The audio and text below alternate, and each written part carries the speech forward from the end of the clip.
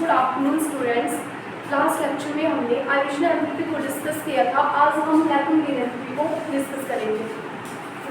Firstly electron gain enthalpy क्या होती है?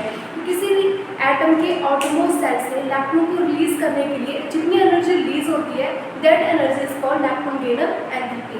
ऐसा नहीं है कि electron gain enthalpy always means जब एटम में इलेक्ट्रॉन ऐड होंगे तो एनर्जी रिलीज ही होगी। समटाइम्स क्या होता है हमें बाहर से प्रोवाइड करना पड़ती है, मीन्स एक्सटर्नली एनर्जी भी देना पड़ेगी। That energy is called electron gain enthalpy. Example लेते हैं हम कर्वेन का। तो यहाँ पर कर्वेन का जो एटॉमिक नंबर होता है 17 होता है, तो कन्फिग्रेशन है 1s2 2s2 2p6 3s2 3p5। तो यहाँ पर इसको ऑक्टेट कंप्लीट करने के लिए कितने इलेक्ट्रॉन की कमी है? ओनली 1 इलेक्ट्रॉन की। तो ये करके क्या करेगा? कर्वेन एक इलेक्ट्रॉन गेन करेगा और इसमें चेंज हो जाएगा Cl नेगेटिव में। तो यहाँ पर तो क्या होगा? एक इलेक्ट्रॉन जल्दी से गेन होगा और एनर्जी भी होगी। जो यहाँ पर जो एनर्जी रिलीज होगी दैट इज मोर नेगेटिव। क्यों कोई एटम इलेक्ट्रॉन गेन करते हैं? क्योंकि उसको अपना ऑक्टेट क्या करना होता है? कंप्लीट करना होता है। तो किसी एटम को अपना ऑक्टेट कंप्लीट करने के लिए जितने इलेक्ट्रॉन की एडिशन ऐड करेंगे दैट एनर्जी इज कॉल्ड, करने के लिए जो एनर्जी यूज होती है that energy is called electron gain enthalpy. अब हम क्या करेंगे?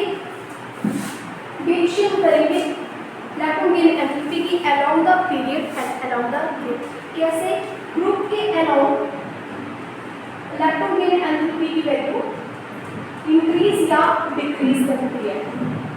तो जनरली क्या होता है कि जो इलेक्ट्रॉन गेन एंथैल्पी की वैल्यू है वो अलोंग द ग्रुप क्या करती है? डिक्रीज करती है। बट कुछ एक्सेप्शन केस भी है, जितने ग्रुप में वहाँ पर ऑलवेज की करेगी? डिक्रीज करेगी।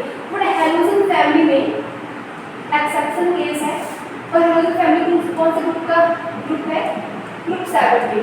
ठीक है, तो यहाँ पर रहेगा फ्लोरीन क्लोरीन ब्रोमीन आयोडीन। तो जो ट्रेंड है वो तो होता है कि यहाँ पर इलेक्ट्रॉन गेन एंथैल्पी क्या करेगी? डिक्रीज करेगी।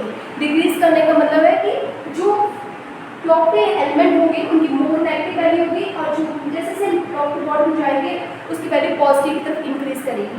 बट यहाँ पर अपोजिट केस है। यहाँ पर कर्वेन की क्या होगी? मोर नेगेटिव होगी और फ्लोरीन की क्या होगी?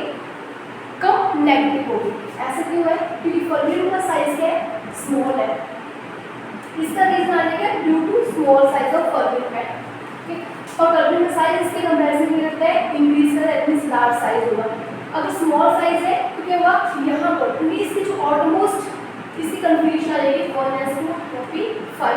तो यहाँ पर ऑटोमोस्ट सेल सेटिंग है, मीन सेकंड सेल में होगी इलेक्ट्रॉन ऐड होंगे। तो सेकंड सेल में ऑलरेडी कितने थे? 7 इलेक्ट्रॉन थे। अब जो इनकमिंग इलेक्ट्रॉन होगा जो भी ऐड होगा और जो ऑलरेडी प्रेजेंट इलेक्ट्रॉन के बीच में होगी रिपल्शन होगी। तो यहाँ पर इलेक्ट्रॉन जल्दी ऐड नहीं हो सकता, मीन्स वैल्यू जो होगी वो मोर नेगेटिव नहीं होगी, वो क्योंकि लेस नेगेटिव होगी। But in case of Curwen के एटॉमिक केस में होगा जो इलेक्ट्रॉन ऐड होगा वो कौन से सेल में होगा? थर्ड सेल में। जो थर्ड सेल में इलेक्ट्रॉन प्रेजेंट ऐड होगा तो यहाँ पर साइज क्या है? कर्वेन के कंपैरिजन में ज़्यादा है। Nucleus first shell second shell third shell. तो यहाँ पर ऑलरेडी 7 इलेक्ट्रॉन थे, यहाँ पर भी 5 6 7। बट इनकमिंग जो इलेक्ट्रॉन इजीली यहाँ पर ऐड करेगा क्योंकि यहाँ पर साइज ज़्यादा है, स्पेस ज़्यादा है। दैट मीन्स क्या होगा? यहाँ पर कोई भी रिपल्शन नहीं होगी। जब रिपल्शन नहीं होगी तो वहाँ पर जो इलेक्ट्रॉन गेन एंथैल्पी की वैल्यू होगी वो कभी मोर नेगेटिव होगी।